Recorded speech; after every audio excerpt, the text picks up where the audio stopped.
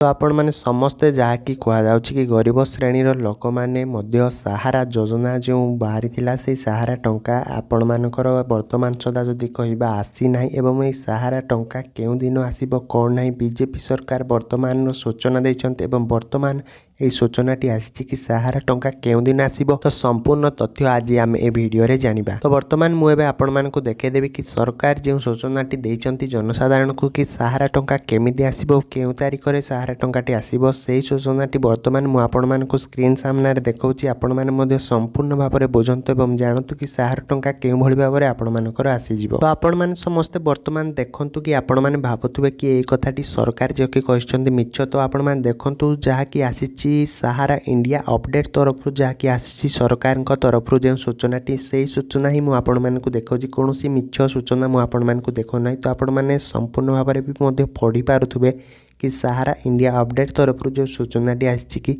यह समवाय समितिर central registrar CRCS को स्थानांतर करने को निर्देश दि जाएगी। पोर्टाल कहुई समस्त 4टी सोसाइटी सह जड़ित समस्त दाबी दाखल करने को जमाकारी को अनुरोध करा जायछि एवं यह परवर्ती पेज रे जो PDF टी रही सरकार तरफ आसथिबा जो PDF टी रही वर्तमान सदा आपण माने देखंतु। तो आपण माने देखंतु ता परवर्ती पेज रो जो PDF टी थिला सहारा इंडिया अपडेट रो केवल पोर्टाल माध्यम रे ऑनलाइन दाखल होइथिबा दाबी को विचार करा जीवो। दाबी करबा को एतिपई कोनोसी देय नाही कोनोसी वैषयिक समस्या पई टोल फ्री नंबर मध्य सह आपण माने जोगाजोग करि पारिबे।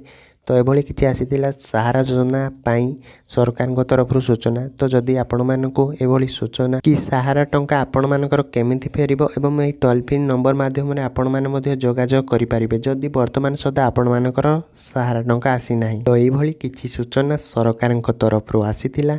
तो जदि ए भिडियोटी आपण मानकु भलो लागिछि ताले वीडियो को बहु मात्रा रे शेयर करंतु एवं जो मानकर सहारा टंका आसी नथिबो सेमाने मध्ये जानि पारिबे कि आमे सहारा टंका को केउ भली भाबरे पाई पारिबु। तो जदि ए वीडियोटी आपण मानकु भलो लागिछि वीडियोटी को लाइक शेयर सब्सक्राइब करिया पई जमा भी भूलिबेन एवं आपण मानकर मतामत अनुसार आपण मानकु केउ भली वीडियो दरकार आपण माने मध्ये मते कमेंट सेक्शन रे कहि पारिबे।